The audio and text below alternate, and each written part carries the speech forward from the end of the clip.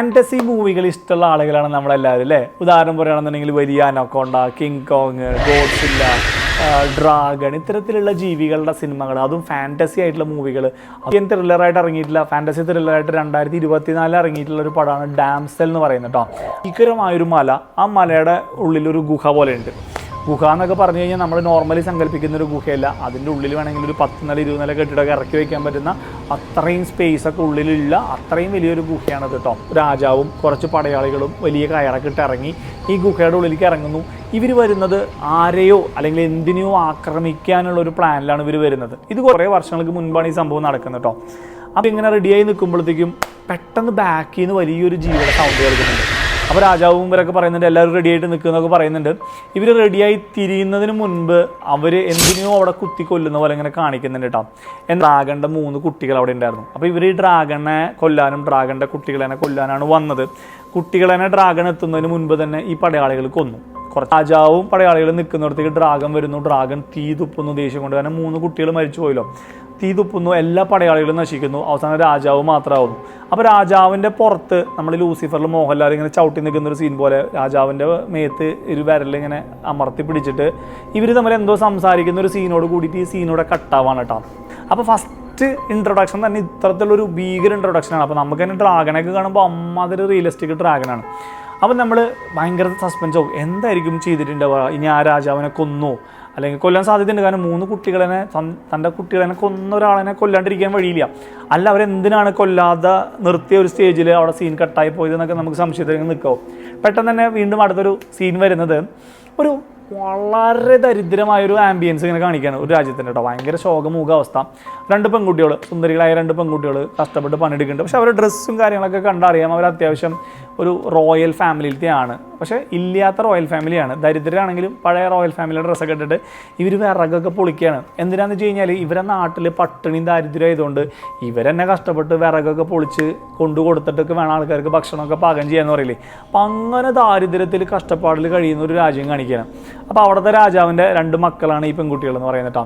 അപ്പോൾ ഒരു ദിവസം ഒരു സന്യാസി പോലത്തെ ഒരു സ്ത്രീ, ഒരു വെറൈറ്റി ലുക്കൊക്കെ ഉള്ള ഒരു സ്ത്രീ വന്നിട്ട് ഒരു ലെറ്റർ കൊടുക്കുകയാണ്. ലെറ്റർ എന്ന് പറഞ്ഞു കഴിഞ്ഞാൽ ഒരു കല്യാണാലോചന. ഭയങ്കര ധനികരായിട്ടുള്ള ഭയങ്കര സെറ്റിൽഡായിട്ടുള്ള ഒരു രാജകുടുംബത്തിൽ നിന്ന് രാജകുമാരൻ്റെ ഒരു കല്യാണാലോചന വരികയാണ് ഈ രാജകുമാരിക്ക് വേണ്ടിയിട്ട്. അപ്പോൾ ഇവർ ഭയങ്കര ഹാപ്പിയാവും. കാരണം എന്താ വെച്ച് കഴിഞ്ഞാൽ കല്യാണാലോചന മാത്രമല്ല, ഇവർ കാര്യമായിട്ട് സ്വത്തും സമ്പാദ്യങ്ങളൊക്കെ ഇവർ ഓഫർ ചെയ്തിട്ടുണ്ട്. അപ്പോൾ ഈ രാജാവിന് ഭയങ്കര ഹാപ്പിയാവും. കാരണം എൻ്റെ മോളനെ കെട്ടിച്ചു വിട്ട് കഴിഞ്ഞാൽ ആ ഒരു പൈസ കൊണ്ട് എൻ്റെ രാജ്യം പച്ചപിടിക്കും, ഇവിടുത്തെ ആളുകളുടെ പട്ടിണിയും ദാരിദ്ര്യമൊക്കെ മാറും ചെയ്യും എന്നുള്ള സന്തോഷത്തിൽ ഇവർ രാജാവും 2 മക്കളും ഇവരുടെ അമ്മ മരിച്ചുപോയി. അപ്പോൾ ഇവർക്ക് 2 അമ്മയാണുള്ളത്. ഈ 2 അമ്മയൊക്കെ കൂടിയിട്ട് ഇവർ മറ്റേ വീട്ടിലേക്ക് പോവും, ചെക്കൻ്റെ വീട്ടിലേക്ക് പോവും. കാരണം അവിടെ പോയിട്ട് സംസാരിച്ച് കല്യാണം ഉറപ്പിക്കണമല്ലോ. അപ്പോൾ അവിടെ ചെല്ലുമ്പോൾ ചെക്കനും പെണ്ണും കണ്ട് സംസാരിക്കുന്നു, ഇവർ തമ്മിൽ ഇഷ്ടത്തിലാവുന്നു, കല്യാണമൊക്കെ റെഡിയാക്കാം എന്നുള്ള സെറ്റായി എന്നുള്ളൊരു തീരുമാനത്തിൽ നിൽക്കുകയാണ്. അപ്പോൾ അതിൻ്റെ ഇടയിൽ ഫൈനൽ സ്റ്റേജിൽ ഈ പയ്യൻ്റെ വീട്ടുകാർ പറയുന്നുണ്ട് ഒന്ന് ഡിസ്കസ് ചെയ്യണം രാജാവായിട്ടെന്ന് പറഞ്ഞിട്ട് ഇവർ ഡിസ്കഷന് പോകുന്നു. അപ്പോൾ രാജാവ് ഡിസ്കഷൻ കഴിഞ്ഞ് ഇറങ്ങി വരുമ്പോൾ രാജാവിൻ്റെ മുഖത്ത് ഭയങ്കരമായിട്ടുള്ളൊരു കടന്നല് കുത്തിയ ഭാവം എന്ന് പറയില്ല, എന്താ മാതിരി ഒരു ഭാവത്തിലിരിക്കുകയാണ് കേട്ടോ. അപ്പോൾ ഈ 2 എന്തോ പന്തികേട് തോന്നി. 2 പോയിട്ട് രാജാവിനോട് ചോദിക്കും, എന്താണ് നിങ്ങളുടെ മുഖത്ത് ഇത്ര വിഷമം? അവർ തരാമെന്ന് പറഞ്ഞ സ്വർണവും പൈസയൊന്നും തരാൻ പ്ലാനില്ലേ? അപ്പോൾ രാജാവ് പറയും അതല്ല, അവർ തരാമെന്ന് പറഞ്ഞതിൻ്റെ 10 ഇരട്ടി തരാമെന്ന് പറഞ്ഞിട്ടുണ്ട്. അപ്പോൾ അവർ മറ്റേ 2 ഭയങ്കര സന്തോഷവും. പക്ഷേ ഇയാളുടെ മുഖത്തൊരു സന്തോഷം കാണുന്നില്ല. അപ്പോൾ ഈ സ്ത്രീ ചോദിക്കട്ടാ എന്ത് പറ്റി, എന്തെങ്കിലും പ്രശ്നമുണ്ടോ, എന്തെങ്കിലും പ്രശ്നം ഉണ്ടെങ്കിൽ പറയുന്നൊക്കെ പറയും. അപ്പോൾ രാജാവ് ഒന്നും പറയില്ല. രാജാവ് പറയും കാര്യങ്ങളൊക്കെ മുന്നോട്ട് പോട്ടെ, ഭംഗിയായിട്ട് നടക്കട്ടെ, കല്യാണം നടക്കട്ടെ എന്നൊക്കെ പറയും. അതിൻ്റെ ഇടയിൽ ഈ സ്ത്രീ എന്ത് ചെയ്യും, 2 എന്ത് ചെയ്യും, കുറച്ച് സ്നേഹത്തിലാവാമെന്ന് വിചാരിച്ചിട്ട് ആ രാജകുമാരൻ്റെ അമ്മ അവിടുത്തെ രാജ്ഞീനെ കാണാൻ പോകുന്നു. രാജ്ഞീൻ്റെ അടുത്ത് പോയിട്ട് രാജ്ഞീനെ കുറച്ച് പൊക്കിയൊക്കെ പറഞ്ഞ് വിശേഷമൊക്കെ പറഞ്ഞ് അപ്പോൾ രാജ്ഞി പെട്ടെന്ന് ചോദിക്കും, നിങ്ങളതിന് ഇത്രയും വിശേഷങ്ങളൊക്കെ എന്നോട് പറയേണ്ട ആവശ്യം? അപ്പോൾ ഈ 2 പറയട്ടോ, അല്ല നമ്മളൊരു ഫാമിലി ആവാൻ പോവല്ലേ, നമ്മളൊരു കുടുംബം ആവാൻ പോവല്ലേ. അപ്പോൾ ആ രാജ്യത്തെ രാജ്ഞി പറയുന്നൊരു മറുപടി ഉണ്ട് കേട്ടോ, ഭയങ്കര ഇൻട്രസ്റ്റിംഗ് ആണ്. അതെ, ഞങ്ങൾ പെൺകുട്ടീനെ കല്യാണം കഴിക്കുന്ന കാര്യം മാത്രമേ പറഞ്ഞിട്ടുള്ളൂ, നിങ്ങൾ ചോദിച്ചേക്കാളും കൂടുതൽ പൈസ തന്നിട്ടുണ്ട്, കുടുംബവും ബന്ധമായിട്ട് വരാൻ ആരും പറഞ്ഞു വരാൻ നിൽക്കണ്ട, അതൊക്കെ ഞാൻ രാജാവിനോട് ക്ലിയർ ആയിട്ട് പറഞ്ഞിട്ടുണ്ട് എന്ന് പറഞ്ഞിട്ട് ഈ സ്ത്രീനെ അങ്ങ് ഒഴിവാക്കി അല്ലെങ്കിൽ ഇറക്കി വിടും. അപ്പോൾ ഈ സ്ത്രീക്ക് മനസ്സിലാവും എന്തോ പ്രശ്നമുണ്ട്. എന്താ പ്രശ്നം എന്നറിയില്ല, പക്ഷെ ഇവരുദ്ദേശിക്കുന്നത് നോർമലായിട്ടുള്ളൊരു കല്യാണമൊന്നുമല്ല. എൻ്റെ മോളേനെ അവർ പൈസ കൊടുത്ത് വിലയ്ക്ക് വാങ്ങുന്ന പോലെ ഇവർ വിലയ്ക്ക് വാങ്ങുകയാണെന്ന് തോന്നിയിട്ട് രണ്ടാനമ്മ പോയിട്ട് മോളോട് പറയും, മോളെ എന്തോ പ്രശ്നമുണ്ട് ഈ കല്യാണത്തിന്, നമുക്കിത് വേണ്ട എന്നുള്ള പോലെ പറയുമ്പോൾ ഈ പെൺകുട്ടിക്കാണെങ്കിൽ ഓൾറെഡി രാജകുമാരനായിട്ട് ഇഷ്ടത്തിലായി, അച്ഛനാണെങ്കിൽ ഓക്കെ എന്ന് പറഞ്ഞു, ഇവർക്ക് കുറേ പൈസ കിട്ടാൻ പോകുന്നു. അപ്പോൾ ഇവർ പറയും അല്ല അത് രണ്ടാനമ്മയ്ക്ക് ചിലപ്പോൾ ഞാൻ അസൂയ അങ്ങനെ തോന്നിയിട്ടാണോ അല്ലെങ്കിൽ എന്തുകൊണ്ടാണെന്നറിയില്ല, രണ്ടാനമ്മയുടെ വാക്കുകൾക്ക് വലിയ പ്രസക്തിയൊന്നും ഇല്ലാത്ത രീതിയിൽ കല്യാണം നടക്കും. അപ്പോൾ കല്യാണമൊക്കെ കഴിഞ്ഞു. കല്യാണം കഴിഞ്ഞപ്പോൾ കല്യാണച്ചക്കൻ പറയും കേട്ടോ, ഇനി ഞങ്ങളുടെ കുടുംബക്ഷേത്രത്തിൽ ആ മലയുടെ മുകളിലുള്ള കുടുംബക്ഷേത്രത്തിൽ കുറച്ച് ആചാരങ്ങളും കാര്യങ്ങളൊക്കെ ഉണ്ട്, നമുക്കത് ചെയ്യാൻ പോവാം. ഈ കല്യാണപ്പെണ്ണും കല്യാണച്ചക്കനും ഇവരെ വീട്ടുകാരൊക്കെ കൂടിയിട്ട് ഈ മലയുടെ മുകളിലോട്ട് പോകുന്നു കേട്ടോ. അപ്പോൾ അവിടെ ചെന്ന് അവരുടെ കുടുംബക്ഷേത്രം പോലത്തെ സ്ഥലമാണല്ലോ, രാജകുമാരി ആയിക്കോട്ടെ, രാജകുമാരി മാത്രമാണ് രാജകുമാരിയുടെ വീട്ടിൽ നിന്നുള്ളൂ കേട്ടോ, ബാക്കി എല്ലാം ചെക്കൻ്റെ വീട്ടിലെ ആളുകളാണ്. അവിടെ ചെല്ലുമ്പോൾ ഒരു സ്ഥലത്തുനിന്ന് അപ്പുറത്തെ മലയമേക്ക് കിടക്കുന്നതിന് ഒരു അഗാധ ഗർത്തത്തിൽ തന്നെ മുകളിലൂടെ ഒരു ചെറിയ പാലം പോലെ സ്ഥാനത്ത് കൂടെ നടക്കുന്നു കേട്ടോ. ഈ പാലത്തിൻ്റെ അപ്പുറത്തും ഇപ്പുറത്തും നോക്കി കഴിഞ്ഞാൽ ഭീകരമായ കുഴികളാണ്, താഴ്ത്തിക്കൊന്നും കാണില്ല. അപ്പോൾ രാജകുമാരിക്ക് തന്നെ ഒരു ആംബിയൻസും മട്ടും ഭാവം കണ്ടിട്ട് അവർക്ക് പേടിയായി. അപ്പോൾ അവിടെ കുറച്ച് ദൈവത്തിൻ്റെ പോലത്തെ അവർ ആരാധിക്കുന്ന ദൈവത്തിൻ്റെ രൂപങ്ങളും കാര്യങ്ങളൊക്കെ വെച്ചിട്ടുണ്ട്, അവരിങ്ങനെ പൂജയും കാര്യങ്ങളൊക്കെ ചെയ്യുന്നുണ്ട്. ഈ പൂജയൊക്കെ കഴിഞ്ഞ് ഇവരൊരു പാലത്തും കൂടെ നടന്ന് ക്രോസ് ചെയ്ത് തന്നെയാണ് പൂജയൊക്കെ ചെയ്യുന്നത്. ഈ പൂജയൊക്കെ കഴിഞ്ഞ് രാജകുമാരൻ്റെയും കൈ ഇവരിങ്ങനെ ചെറുതായിട്ട് ഇവിടെ മുറിക്കും കൈ, എന്നിട്ട് രണ്ടുപേരെ കൈയും ചോര ബ്ലഡ് ടു ബ്ലഡ് ചേരുന്നതിന് വേണ്ടിയിട്ട് ഇങ്ങനെ ചേർത്ത് പിടിക്കട്ടോ. അപ്പോൾ ഇവർ പറയും നീ ഇതോട് കൂടിയിട്ട് ഞങ്ങളുടെ റോയൽ ബ്ലഡായിട്ട് മാറി, ഞങ്ങളുടെ കുടുംബത്തിലെ ഒഫീഷ്യൽ അംഗമായിട്ട് മാറി എന്നൊക്കെ പറയുമ്പോൾ ഈ രാജകുമാരിക്ക് ഭയങ്കര സന്തോഷവും, ഞാൻ ഇവരെ റോയൽ ബ്ലഡായി മാറിയല്ലോ, ഓനം ബ്ലഡിനോട് ചേർന്നല്ലോ എന്നൊക്കെ പറയും. അപ്പോൾ അത് കഴിയുമ്പോൾ രാജകുമാരൻ പറയും ഇപ്പോൾ ചടങ്ങുകളൊക്കെ കഴിഞ്ഞിരിക്കുന്നു, ഞാൻ നിന്നെ എടുത്തുകൊണ്ട് ഈ പാലം ക്രോസ് ചെയ്ത് അപ്പുറത്തേക്ക് പോകാൻ നീ ധൈര്യമായിട്ട് ഇരുന്നു. അപ്പോൾ രാജകുമാരി പറയട്ടോ വേണ്ട, റിസ്ക്കാണ്, കാരണം ചെറിയൊരു പാലാണ്, ഞാൻ നടന്നോളാം, കാരണം നിങ്ങളങ്ങനെ എടുത്തിട്ട് ഇനി പുല്ല അപ്പോൾ അപ്പുറത്തേക്ക് വീണ് കഴിഞ്ഞാൽ കഴിഞ്ഞല്ലോ. അപ്പോൾ രാജകുമാരൻ പറയും നീ പേടിക്കണ്ട, കണ്ണടച്ചിരുന്നാൽ മതി എന്ന് പറഞ്ഞിട്ട് ഈ രാജകുമാരനെ എടുത്തിട്ട് ഈ പാലത്തിൻ്റെ നടുവെത്തുമ്പോൾ പറയും സോറി ഇട്ടോ എന്ന് പറഞ്ഞിട്ട്. അപ്പോൾ ഈ പെണ്ണ് കണ്ടു തുറക്കിട്ടോ, സോറി ഇട്ടോ എന്ന് പറയലും താഴത്തേക്ക് എറിയലും കഴിഞ്ഞു. അതായത് ഇവർ ഇവിടെ ബലിയർപ്പിക്കാൻ വേണ്ടിയിട്ടാണ് ഈ രാജകുമാരിനെ കല്യാണം കഴിച്ചിട്ട് കൊണ്ടു നോക്കുന്നത്. അപ്പോൾ ഇവരുടെ ഒരു പരിപാടിയാണ്, ഇവർക്ക് ഇവിടെ എല്ലാ മാസങ്ങളും അല്ലെങ്കിൽ നിശ്ചിത ദിവസങ്ങളിൽ ഇവരുടെ സ്വന്തം ബ്ലഡിൽ പെട്ട രാജകുമാരിമാരെ ഇവിടെ ബലി അർപ്പിക്കണം. അവിടെ ആരാണുള്ളത്? അവിടെ നമ്മൾ ആദ്യത്തെ സീനിൽ വർഷങ്ങൾക്ക് മുൻപ് കാണിച്ച ഡ്രാഗൺ ഉണ്ടല്ലോ, ആ ഡ്രാഗണാണ് ഉള്ളത്. ആ ഡ്രാഗൺ അന്ന് വെച്ചൊരു ഡീലാണ്, ഡ്രാഗണിൻ്റെ 3 കുട്ടികളെ കൊന്നപ്പോൾ ഡ്രാഗൺ വെച്ച ഡീലാണ്, നീ എല്ലാ മാസവും നിൻ്റെ രക്തത്തിൽപ്പെട്ട പെൺകുട്ടികളേനെ എനിക്ക്, അല്ലെങ്കിൽ രക്തത്തിൽപ്പെട്ട കുട്ടികളേനെ എനിക്കിവിടെ ബലി അർപ്പിക്കണം. അപ്പോൾ ഇവർക്ക് ആകെ 2 ആൺമക്കളുണ്ടല്ലോ. അപ്പോൾ ഇവരെന്ത് ചെയ്യുന്നു? ഇവർ ഈ ആൺമക്കളെ കൊണ്ട് എല്ലാ സ്ഥലത്തുനിന്നും കല്യാണം കഴിപ്പിക്കുന്നു, ഇവരുടെ ബ്ലഡിലോട്ട് ബ്ലഡ് ചേർക്കുന്നു. അപ്പോൾ ഡ്രാഗൺ മണത്ത് നോക്കുമ്പോൾ ഇവരെ ബ്ലഡ് ടു ബ്ലഡ് ചേർന്നതുകൊണ്ട് റോയൽ ബ്ലഡായി മാറുന്നു. നമ്മൾ ഈ മണിച്ചിത്രത്താഴ് സിനിമയിലൊരു കോമഡി പറയുന്നുണ്ടല്ലേ, നാഗവല്ലിക്ക് മറ്റേ നകുലൻ്റെ ഉറക്കത്തിൻ്റെ അളവൊക്കെ അറിയാം, പക്ഷേ ഡമ്മീനെ കാണിച്ചു കഴിഞ്ഞാൽ ഡമ്മിയാണോ ഒറിജിനലാണോ എന്ന് അറിയില്ല എന്ന് പറഞ്ഞ പോലെ ഡ്രാഗൺ എല്ലാം അറിയാം, പക്ഷേ പുറത്തുനിന്ന് വീട്ടിൽ നിന്ന് ഒരാളെ കൊണ്ടുവന്നിട്ട് 5 മിനിറ്റ് കൈയോട് കൈ ബ്ലഡ് ചേർത്ത് വെച്ചാൽ റോയൽ ബ്ലഡായി മാറി എന്നുള്ളത് ഡ്രാഗൺ വിശ്വസിക്കും എന്നുള്ളൊരു കോമഡി ഇതിനകത്തുണ്ട് കേട്ടോ. അപ്പോൾ ഡ്രാഗണ് ഇതിൽ ബലിയർപ്പിക്കുകയാണ്. അപ്പോൾ ഈ പെൺകുട്ടി താഴെ വീഴുന്നു. ഇതിൻ്റെ ഒരു ഔട്ട്ലൈൻ കഥ പറഞ്ഞാണ് കേട്ടോ. അപ്പോൾ ഈ പെൺകുട്ടി താഴെ വീഴുന്നു. ഈ മഞ്ഞുമൽ ബോയ്സിൽ താഴെ വീണ പോലെ ഈ വള്ളിയുമൊക്കെ തട്ടി മുട്ടിയൊക്കെയാണ് താഴെ എത്തുന്നത്. അപ്പോൾ അതുകൊണ്ട് മരിച്ചില്ല, താഴെ എത്തുമ്പോഴത്തേക്ക് അത്യാവശ്യം കുറച്ച് പരിക്കൊക്കെ പറ്റി. അപ്പോൾ ഇവിടെ അവിടെയൊക്കെ നോക്കിയപ്പോൾ ഇവൾക്ക് മനസ്സിലായി മുകളിലേക്ക് കയറിപ്പോവാൻ, ഇവിടെ നേരെ മുകളിലേക്കൊന്നും കയറിപ്പോകാനുള്ള വഴിയില്ല. പക്ഷേ ചുറ്റും കുറേ പെൺകുട്ടികളുടെ ഡ്രസ്സ്, ഓർണമെൻറ്റ്സ് കാര്യങ്ങളൊക്കെ എടുക്കുന്നുണ്ട്. അപ്പോൾ ഇവൾക്ക് മനസ്സിലാവും ഞാനല്ല ഇവിടെ ആദ്യമായിട്ട് വീണിട്ടുള്ള ഒരു രാജകുമാരി, ഇവരിത് സ്ഥിരം പരിപാടിയാണ്, അല്ലാണ്ട് ഇത്രയധികം ആളുകളുടെ തലയോട്ടി അല്ലെങ്കിൽ ഡ്രസ്സ് സാധനങ്ങളൊന്നും ഇവിടെ എടുക്കില്ലല്ലോ. അപ്പോൾ ഇവളൊരു ഇങ്ങനെ അതിനുള്ളിൽ കൂടെ ഒരു പരാക്രമം ഓട്ടാണ് കേട്ടോ. അപ്പോൾ ഇങ്ങനെ ഓടുമ്പോൾ ഡ്രാഗണിൻ്റെ ശബ്ദമൊക്കെ അവിടെ നിന്ന് ഇവിടെ ഇങ്ങനെ കേൾക്കുന്നുണ്ട്. അപ്പോൾ ഡ്രാഗണ് മനസ്സിലായി ഇവിടെ ഒരു പെൺകുട്ടി വന്നിട്ടുണ്ടെന്നുള്ള. അപ്പോൾ ഡ്രാഗനാണെങ്കിൽ ഒറ്റയടിക്ക് വന്നിട്ട് ഇങ്ങനെ കൊല്ലുക എന്നുള്ളൊരു ഇതില്ല. ഡ്രാഗൻ ഇങ്ങനെ ഓടിപ്പിച്ച് ചേസ് ചെയ്ത് പേടിപ്പിച്ച് അങ്ങനെ പീഡിപ്പിച്ച് കൊല്ലുക എന്നുള്ളതാണ് ഡ്രാഗൻ്റെ ഒരു ലൈൻ എന്ന് പറയില്ലേ. അപ്പോൾ ആ ഡ്രാഗന് ഓക്കെ ഞാൻ പകരം വീട്ടി പക വീട്ടി എന്നൊക്കെ തോന്നുന്നു കേട്ടോ. അപ്പോൾ ഇവളിങ്ങനെ ഓടുന്നുണ്ട്, പല സാഹചര്യത്തിൽ ഓടുന്നു, രക്ഷപ്പെടാൻ നോക്കുന്നു. ഇവളിങ്ങനെ ഒരു കണക്കിന് അവിടെ ആരെങ്കിലും മുന്നേ പോയ ആളുകളൊക്കെ കുറച്ച് വഴിയും കാര്യങ്ങളൊക്കെ മാപ്പൊക്കെ എഴുതി വെച്ചിട്ട് ഈ സ്ഥലം സേഫാണ്, ഈ സ്ഥലം സേഫ് അല്ല എന്നൊക്കെ പറയുന്നുണ്ട്. കാരണം ഡ്രാഗൺ പറയുകയാണ് ഞാൻ തീ തുപ്പാൻ പോവാണ്, നീ ഓടിക്കുമോ എന്ന് പറയണം. അപ്പോൾ എന്നിട്ട് തീ തുപ്പുമ്പോൾ ഇവൾ ഓടുകയാണ്. അപ്പോൾ ഇവൾ ഓടി ഒരു ചെറിയ കോർണറിലൊക്കെ കയറിയുമ്പോൾ അവിടെ ആരോ മാർക്ക് ചെയ്തിട്ടുണ്ട് ഇവിടെ സേഫാണ്, ഇനി ഇതിലിവിടെ ഏരോട്ടിട്ടുണ്ട്, അതിലെ പൊക്കോ. അപ്പോൾ മുന്നേ രക്ഷപ്പെടാൻ ശ്രമിച്ച ആളുകൾ കൊടുത്തിട്ടുള്ള വഴികളിലൂടെയൊക്കെ ഇവൾ ഇങ്ങനെ പോകുന്നു. ഇവൾ പോയിട്ട് പെട്ടെന്നൊരു വെള്ളത്തിൻ്റെ പോലെ സ്ഥലത്തൊക്കെ വന്ന് വീഴാണ് കേട്ടോ. അപ്പോൾ ആ വെള്ളത്തിൽ നിന്ന് ഇങ്ങനെ വെള്ളം കുടിക്കാൻ നിൽക്കുമ്പോൾ ആ വെള്ളത്തിൽ നിറച്ച് ജീവികളുണ്ട്. ഈ ജീവികളുടെ ഒരു പ്രത്യേകത എന്ന് വെച്ച് കഴിഞ്ഞാൽ ഒരു ജെല്ലി പോലെ തിളങ്ങുന്ന തരത്തിലുള്ള ജീവികളാണ്. പക്ഷേ ഭയങ്കര വഴുവഴുപ്പ് വൃത്തികേട് പോലെ തോന്നും. പെട്ടെന്ന് മേത്തൊക്കെ കഴിഞ്ഞ് കഴിഞ്ഞാൽ ഒരു പശ പോലെ ഒട്ടും. പക്ഷേ ഇതിൻ്റെ ഒരു അഡ്വാൻറ്റേജ് എന്താ വെച്ചാൽ ഇവിടെ കൈയൊക്കെ ആകെ മുറിഞ്ഞിട്ടുണ്ടായിരുന്നു. അപ്പോൾ ഇവിടെ അറിയാതെ ഇവിടെ മേത്ത് കുറച്ച് ജെല്ലുകൾ വന്നിരുന്നപ്പോൾ ഈ മുറിവ് മുഴുവൻ ഉണങ്ങിപ്പോയി. അതായത് ശരീരത്തിൽ എത്ര വലിയ മുറിവുണ്ടെങ്കിലും ഈ ജീവിനെ കുറച്ച് നേരം ശരീരത്തിൻ്റെ ആ ഭാഗത്ത് വെച്ചാൽ ആ മുറിവുകൾ മുഴുവൻ ഉണങ്ങിപ്പോകും എന്നുള്ളത് അവൾക്ക് അപ്പോൾ മനസ്സിലാവും. പ്ലസ് ഇതിങ്ങനെ മിന്നാമിനിങ് പോലെ തിളങ്ങുന്നുണ്ട്. അപ്പോൾ കുറച്ച് ജീവിനെ പറക്കിയിട്ട് ഇവിടെ ഒരു ബാഗിലൊക്കെ ഇട്ട് വഴി ഇവിടെ പോകുമ്പോൾ ഇരുട്ടത്ത് കണ്ണ് കാണാലോ എന്ന് വെച്ചിട്ട് ഇവിടെ ഇങ്ങനെ ഓടി ഓടി ഓടി ഓടി ഓടി ഓടി ഒരു കണക്കിന്.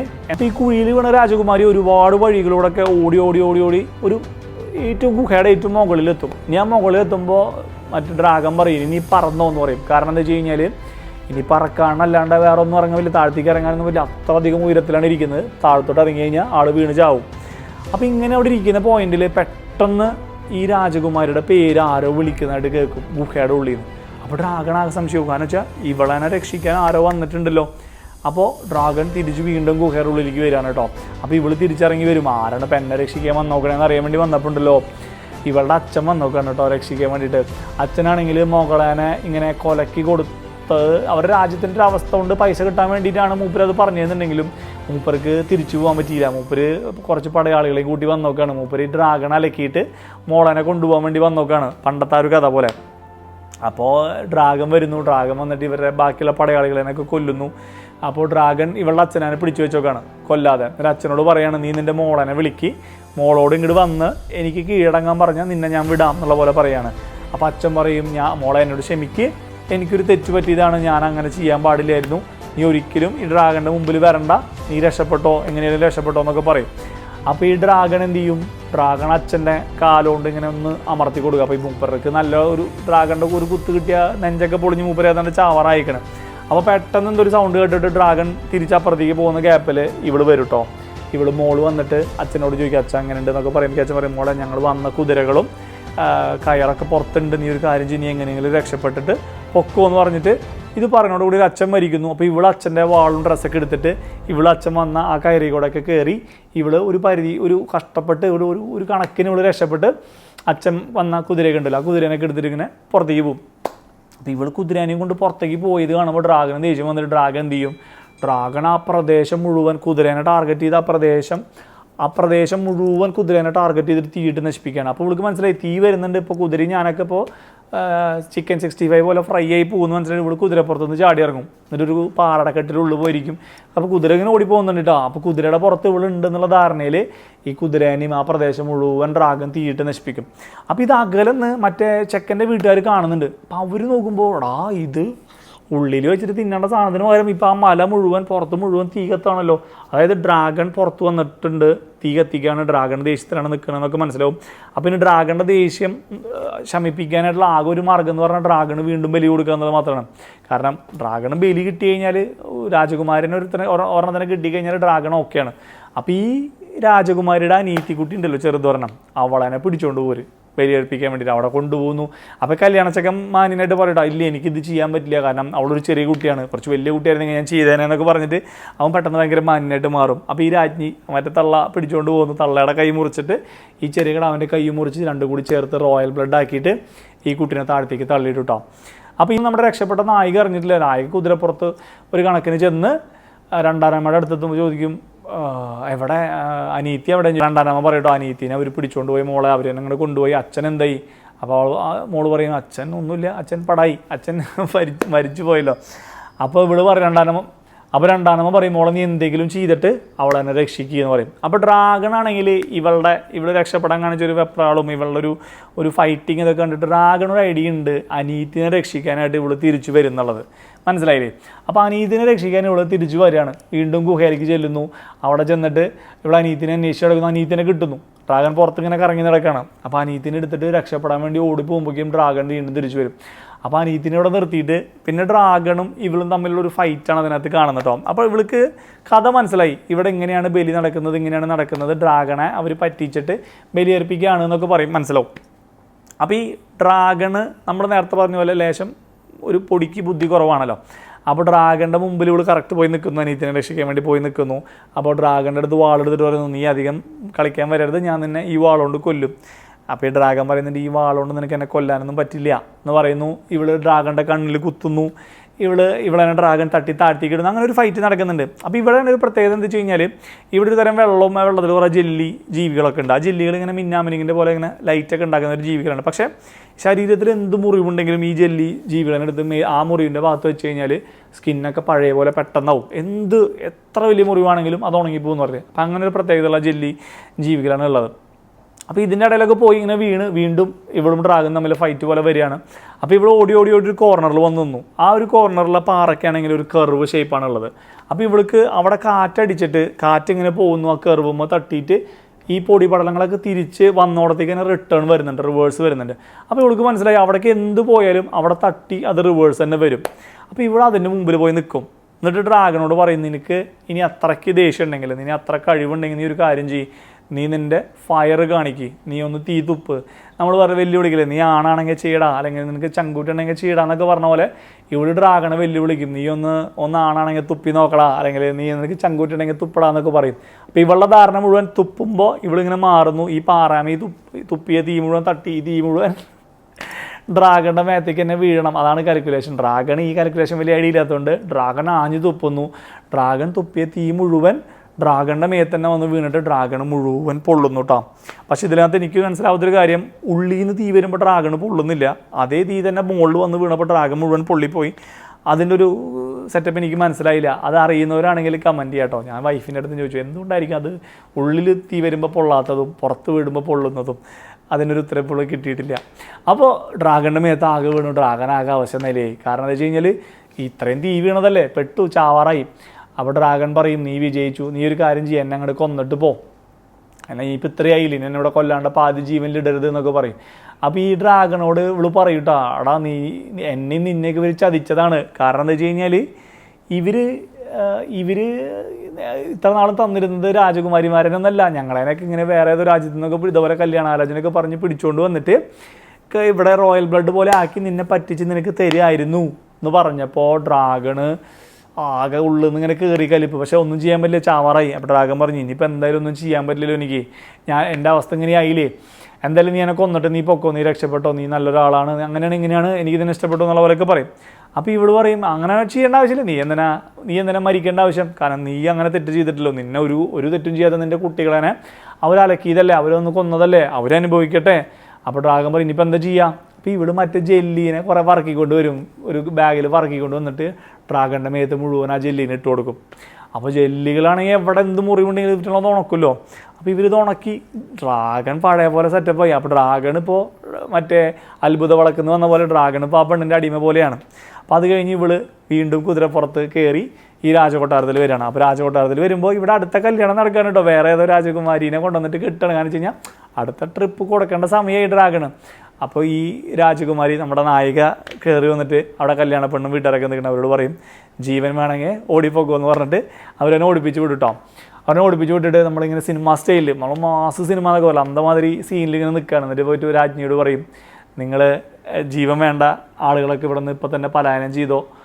അപ്പോൾ ഈ രാജ്ഞി ഇവിടെ നോക്കൂട്ടാ, ഇവളാണെങ്കിൽ ആകെ മേത്ത് ചോര മുഴുവൻ ഇതായി ആകെ ഒരു കരിഞ്ഞ ഭാവത്തിലൊക്കെ നിൽക്കുന്നുണ്ട്. അപ്പോൾ രാജ്ഞി ചോദിക്കും, നീ ഒറ്റയ്ക്ക് വന്നിട്ട് ഞങ്ങൾ ഈ ഒരു രാജ്യത്തെ അല്ലെങ്കിൽ നമ്മുടെ ഈ സൈന്യത്തിന് മുഴുവൻ നീ എന്ത് ചെയ്യാൻ പോവാണ്, നിന്നെ കൊണ്ട് എന്ത് ചെയ്യാൻ പറ്റും, ഈ ഒരു കണക്കിന് ഡ്രാഗൻ്റെ നിന്ന് രക്ഷപ്പെട്ടു എന്നുള്ളത് ഓക്കെ, പക്ഷേ അത് വെച്ചിട്ട് നിനക്ക് ഒറ്റയ്ക്ക് ഞങ്ങളതിനെ ഒന്നും ചെയ്യാൻ പറ്റില്ലല്ലോ എന്നൊക്കെ ഇവളിങ്ങനെ പറയാണ്. അപ്പോൾ എന്ത് ഇവള് പറയും, ഞാൻ ഒറ്റയ്ക്കല്ലല്ലോ, നിങ്ങളൊന്ന് മുകളിലോട്ട് നോക്കുന്നതല്ലേ, നമ്മൾ മറ്റേ ഈ നരസിംഹ സിനിമയിലൊക്കെ പറഞ്ഞ പോലെ ഇയാളൊന്നൊരു വ്യക്തിയല്ല, ഒരു പ്രസ്ഥാനമാണ്, നിങ്ങൾ പുറകിലോട്ട് നോക്കൂ എന്നൊക്കെ പറയില്ലേ, അതിൻ്റെയൊക്കെ ഒരു സെയിം സീനാണ് കേട്ടോ. ഈ നായിക പറയും, മുകളിലോട്ട് നോക്കൂ, ഞാൻ ഒറ്റയ്ക്കല്ല എന്നൊക്കെ പറയുമ്പോൾ ഈ രാജകൊട്ടാരത്തിൻ്റെ മുകളിൽ മറ്റേ ഡ്രാഗൺ വന്നിരിക്കുകയാണ് കേട്ടോ. അതൊക്കെ ഈ രോമാഞ്ചം വരുന്ന സീനാണ്. സംഭവം ഇംഗ്ലീഷിലാണെങ്കിലും മാസ് സീനാണ്. ആ ഡ്രാഗൺ മുകളിൽ ഇങ്ങനെ നോക്കുന്നു. അപ്പോൾ ഈ പെണ്ണ് ഓടേണ്ടവരൊക്കെ ഓടിക്കുമോ എന്ന് പറയുന്നു, ബാക്കിയുള്ളവരൊന്നും ഓടുന്നില്ല, ഞങ്ങളിങ്ങനെ നിൽക്കാമെന്നുള്ള നിൽക്കുമ്പോഴത്തേക്കും ഈ രാജകുമാരി നായിക അവിടെ നിന്ന് മാറി നിൽക്കുന്നു, ഡ്രാഗൺ തീ തുപ്പുന്നു, ആ രാജ്യവും കൊട്ടാരം മുഴുവൻ ചാമ്പലായി പോകുന്നു കേട്ടോ. അങ്ങനെ ഇവർ അവസാനം എന്ത് ചെയ്തു, ഇവർ തിരിച്ച് ഇവരെ നാട്ടിൽ പോവാണ്. അതായത് ഇവരെ രണ്ടാനമ്മ, ഇവളെ അനിയത്തി, ഇവളൊക്കെ കൂടിയിട്ട്, അച്ഛൻ മരിച്ചല്ലോ, തിരിച്ച് നാട്ടിൽ പോവാണ്. അപ്പോൾ ഇവരിങ്ങനെ ഷിപ്പിൽ ഇങ്ങനെ പോയിക്കൊണ്ടിരിക്കുന്നതാണ് സിനിമയുടെ അവസാനം പോലെ കാണിക്കുന്നത് കേട്ടോ. അപ്പോൾ ഇങ്ങനെ പോകുമ്പോൾ അനിയത്തി കുട്ടി പറയും, അമ്മ അതേ നോക്ക് എന്ന് പറഞ്ഞിട്ട് ഇങ്ങനെ കാണിക്കണത് ഈ ഷിപ്പിൻ്റെ മുകളിലൂടെ ഡ്രാഗൺ ഇങ്ങനെ പറന്നു പോവാണ്. അതായത് ഡ്രാഗൺ ഇവരെ കൂടെ ഇവരുടെ രാജ്യത്തേക്ക് പോവാണ്. അതായത് ഇവരുടെ രാജ്യത്തിൻ്റെ സമ്പത്തിൻ്റെ പ്രശ്നങ്ങളൊക്കെ തീർന്നു. കാരണം ഇവിടെ സ്വത്തും കാര്യങ്ങളൊക്കെ ഉണ്ട്, അതൊക്കെ ഇവർക്ക് കൊണ്ടുപോകാം. സമ്പത്തിൻ്റെ പ്രശ്നങ്ങളൊക്കെ തീർന്നു, ദാരിദ്ര്യം തീർന്നു. ഇനി ആരും ആ രാജ്യത്തിനെ ആക്രമിക്കാനും വരാൻ പോകുന്നില്ല. കാരണം അവരുടെ രാജ്യത്തിനെ കാവലായിട്ട് നിൽക്കുന്നത് ഡ്രാഗണാണ്. അങ്ങനെ ഒരു കിട്ടുക്കാച്ചി ഫാൻറ്റസി മൂവിയാണ് കേട്ടോ ഡാംസൽ എന്ന് പറയുന്നത്. നെറ്റ്ഫ്ലിക്സിലുണ്ട് ഈ മൂവി. വേറെ ഏതെങ്കിലും പ്ലാറ്റ്ഫോമിൽ ഉണ്ടോ എന്ന് എനിക്കറിയില്ല. പക്ഷേ തിയേറ്ററിൽ നാട്ടിൽ ഇറങ്ങിയിട്ടുണ്ടെന്നുണ്ടെങ്കിൽ തീർച്ചയായിട്ടും മസ്റ്റ് വാച്ചായിട്ട് നിങ്ങൾക്ക് കാണാൻ പറ്റിയിട്ടുള്ള കിടലിൻ്റെ മൂവിയാണ്. ഫാമിലിയായിട്ട് കാണാൻ വേറെ പ്രശ്നങ്ങളൊന്നുമില്ല. അപ്പോൾ ഇന്നത്തെ മൂവി നിങ്ങൾക്ക് ഇഷ്ടപ്പെട്ടു എന്നുണ്ടെങ്കിൽ കമൻറ്റ് ചെയ്യാൻ മറക്കരുത് കേട്ടോ. അപ്പോൾ അടുത്ത മൂവി വിശേഷമായിട്ട് വേറൊരു വീഡിയോയിൽ നമ്മുടെ മൂവി റിവ്യൂ അല്ലെങ്കിൽ മൂവി എക്സ്പ്ലനേഷൻ വീഡിയോയിൽ കാണാം. എൻ്റെ പേര് Shiju Thomas. Take care. Bye bye.